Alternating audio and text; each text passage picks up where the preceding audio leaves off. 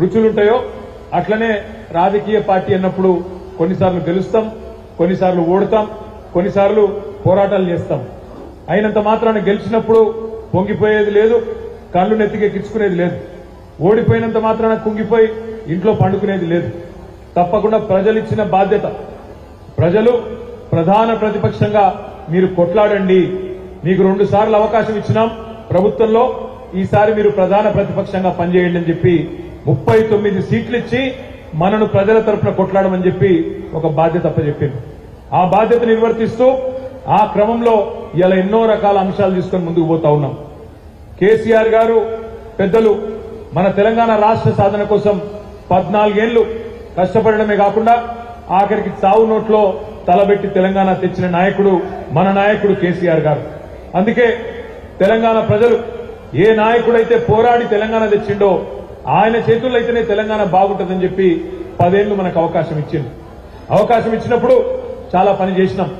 మంచినీళ్ల సమస్య పరిష్కారం చేయడం కానీ, సాగునీటి సమస్య పరిష్కారం చేయడం కానీ, కరెంటు సమస్య పరిష్కారం చేయడం కానీ, పేదవాళ్లను కడుపులో పెట్టుకొని చూసుకోవడం, 200 రూపాయల పెన్షన్ 2000 చేయడం, పేదింటి ఆడపిల్ల పెళ్లైతే 1,116 రూపాయలు ఇవ్వడం, పేదింటి ఆడబిడ్డ ప్రసవానికి పోతే కేసీఆర్ కిట్లు ఇవ్వడం, ఆ పిల్లలు స్కూల్కి పోతే బ్రహ్మాండమైన భోజనం పెట్టడం, ఇట్లా ఎన్నో కార్యక్రమాలు.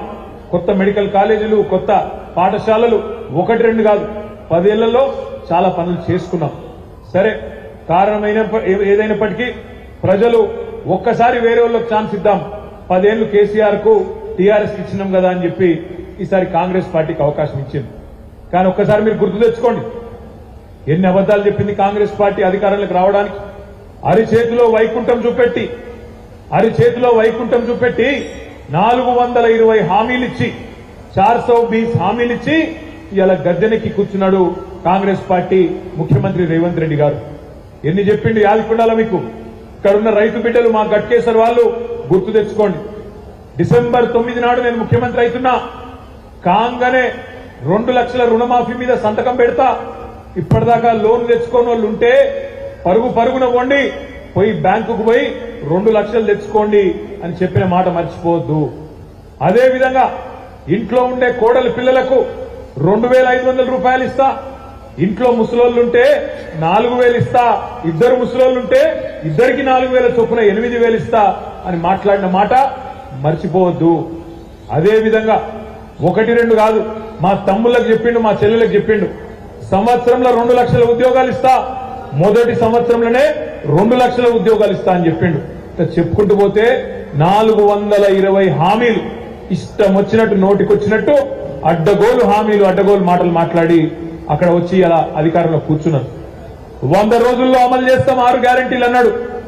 100 రోజుల్లోనే 6 గ్యారెంటీలు అన్నాడు. రైతులకు ఇచ్చిన ఒక్క హామీ కూడా అమలు చేయలే. 2 లక్షల రుణమాఫీ అమలు కాలే. డిసెంబర్ 9 పోయింది, జనవరి 9 పోయింది, ఫిబ్రవరి 9 పోయింది, మార్చి 9 పోయింది, నిన్ననే ఏప్రిల్ 9 కూడా పోయింది. అంటే 4 నెలలు నిండింది, 5వ నెలలో అడుగుపెట్టినా రుణమాఫీ గురించి ప్రస్తావన లేదు. అదేవిధంగా ఆడబిడ్డలు 1,67,00,000 మంది ఆడబిడ్డలు ఎదురు చూస్తున్నారు. 18 ఏళ్లు నిండిన ఆడబిడ్డలు. మాకెప్పుడు వస్తాయి మహాలక్ష్మి పథకం 2,500 రూపాయలు 100 రోజుల్లో ఇస్తామన్నావు కదా, ఏది రేవంత్ రెడ్డి గారు అంటే ఏమంటున్నాడు, ఎకసెక్కాలు ఆడుతున్నాడు. నేను సెక్రటేరియట్ లో లంకె బిందెలు ఉంటాయనుకొని వచ్చినా ఇక్కడ లంకె బిందెలు లేవు, ఖాళీ కుండలు ఉన్నాయి అని మాట్లాడుతున్నాడు రేవంత్ రెడ్డి గారు. ఎక్కడన్నా లంకె బిందెల గురించి ముఖ్యమంత్రి మాట్లాడని విన్నామా మనం? అసలు లంకె బిందెలు ఎవరు ఎత్తుకుతారు? గడ్డపారలు పట్టుకొని, తట్టపారలు పట్టుకొని, నెత్తి మీద తువ్వాల కప్పుకొని అర్ధరాత్రి లంకె బిందెల కోసం పాడుబడ్డ గుడులల్లా, పాడుబడ్డ కోటలల్లా, పాడుబడ్డ గడిలల్లా ఎవరు తిరుగుతారు? దొంగలు తిరుగుతారు. మరి ఈయన ఏం చేస్తున్నానో ఇదివరకు నాకు తెలియదు రేవంత్ రెడ్డి, కానీ ఇలా లంకె బిందెలని మాట్లాడుతున్నాడు. ఇక ఇంకో దిక్కు, అయ్యా రేవంత్ రెడ్డి గారు రుణమాఫీ ఏమైంది అంటే మెడల పేగులు వేసుకుంటా అంటాడు. రేవంత్ రెడ్డి గారు మహాలక్ష్మి ఏమైందయ్యా అంటే జేబుల కత్తెర పెట్టుకొని తిరుగుతున్నా, కట్ చేస్తా అంటాడు. గట్టిగా అడిగినామనుకో, ఏమయ్యా రేవంత్ రెడ్డి 420 హామీలు ఏమైనాయి అంటే మానవ బాంబునైతా ఏమనుకుంటున్నావు అంటాడు. నా కొడకల్లారా అని మాట్లాడతాడు. నాకు తెలియక అడుగుతా, ఎవడన్నా ముఖ్యమంత్రి జేబుల కత్తెర పెట్టుకొని తిరుగుతాడే? జేబుల కత్తెర పెట్టుకొని ఎవరు తిరుగుతారు? ఎవరు జేబు దొంగలు తిరుగుతారు. జేబు దొంగలు బస్సులలో ఆడ ఈడ రష్ బాగున్నప్పుడు జేబులు కత్తిరించే జేబు దొంగలు ఆ జేబుల కత్తెరలు పెట్టుకుని తిరుగుతారు. అయినా రేవంత్ రెడ్డి గారు మీరు 5 ఏళ్లు నిక్షేపం లాగా ఉండాలని కోరుకుంటున్నాం మేము.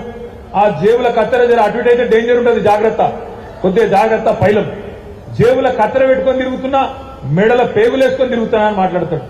మెడల పేగులేసుకొని తిరుగుతాడు ముఖ్యమంత్రి. మెడల పేగులేసుకున్నా అంటాడు, మానవ బాంబు అంటాడు. అసలు విషయం మాత్రం చెప్పాడు రేవంత్ రెడ్డి గారు. నువ్వు ఇచ్చిన హామీలు ఏమైనా స్వామి అంటే చెప్పాడు.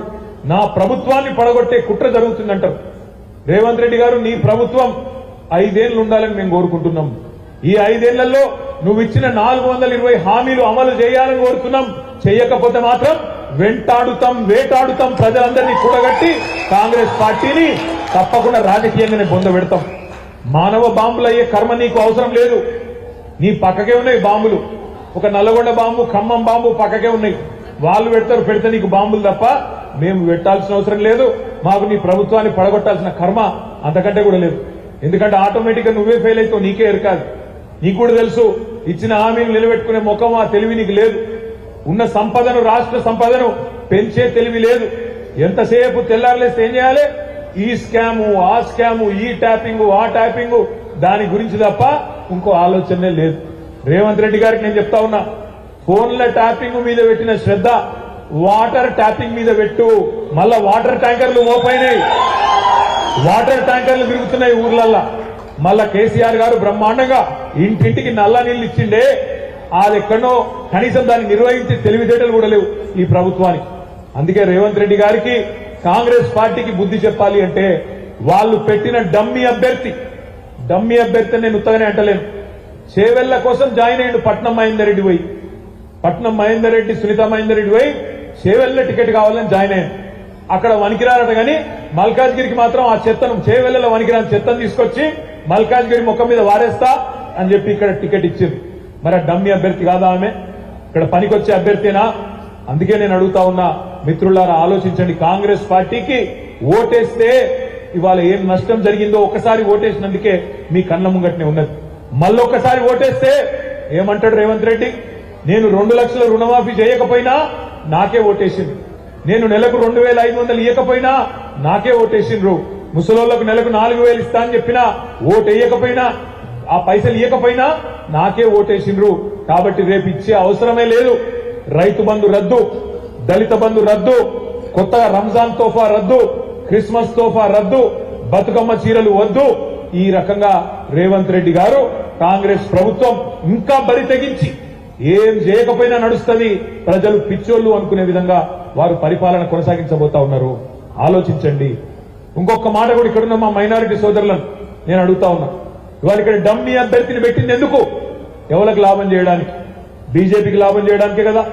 కరీంనగర్ లో ఇప్పటివరకు అభ్యర్థిని డిక్లేర్ చేయడు, ఇక్కడ డమ్మీ అభ్యర్థిని పెడతాడు. సికింద్రాబాద్ లో డమ్మీ అభ్యర్థి మొత్తం చూడండి లెక్క. కొన్ని చోట్ల బీజేపీ గెలవాలా, కొన్ని చోట్ల కాంగ్రెస్ గెలవాలా, ఇద్దరమే ఉండాలి తప్ప కేసీఆర్ ఉండొద్దు, బీఆర్ఎస్ ఉండొద్దు అనేది ఈ 2 పార్టీల పంతం. అందుకే ఆలోచన చేయాల. ముఖ్యంగా పాపం రాహుల్ గాంధీ గారిని కూడా రేవంత్ రెడ్డి గారు పిచ్చోని చేస్తా ఉన్నాడు. రాహుల్ గాంధీ ఏమనుకుంటుండంటే, నేను చేసిన ముఖ్యమంత్రినను, నా కోసం పనిచేస్తున్నాను రాహుల్ గాంధీ అనుకుంటుండు.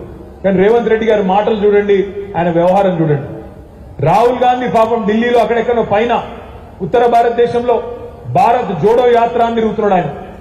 ఆయనలో చెప్తున్నాడు రాహుల్ గాంధీ, చౌకీదార్ చోర్ హై అంటున్నాడు రాహుల్ గాంధీ. చౌకీదార్ అంటే ఎవరు? చౌకీదార్ ఎవరు? చౌకీదార్ చోర్ హై అని రాహుల్ గాంధీ అంటాడు. రేవంత్ రెడ్డి ఏమంటుండు ఇక్కడ? చౌకీదార్ చోర్ నహీ హై, హమారే బడే బాయి హై, హమారే బడే బాయి హై, నరేంద్ర మోడీ మేరా బడా బాయ్ అని ఇక్కడ రేవంత్ రెడ్డి. అక్కడ రాహుల్ గాంధీ అంటాడు అదానీ ఫ్రాడ్ హై, అదానీ అంటాడు దొంగ. 609వ స్థానంలో ఉండే ధనవంతుల లిస్టులా మోడీ వచ్చినాక 2వ స్థానానికి వచ్చిండు, అదానీ ఫ్రాడ్ అని చెప్పి రాహుల్ గాంధీ అంటున్నాడు. రేవంత్ రెడ్డి ఏమంటుండు? అదానీ ఫ్రాడ్ నహీ హై, అదానీ హమారే ఫ్రెండ్ హై, हम तेलंगाना को उसको ला लेंगे, उसको रेड कार्पेट वेलकम दे देंगे అని చెప్పి దావోస్ లో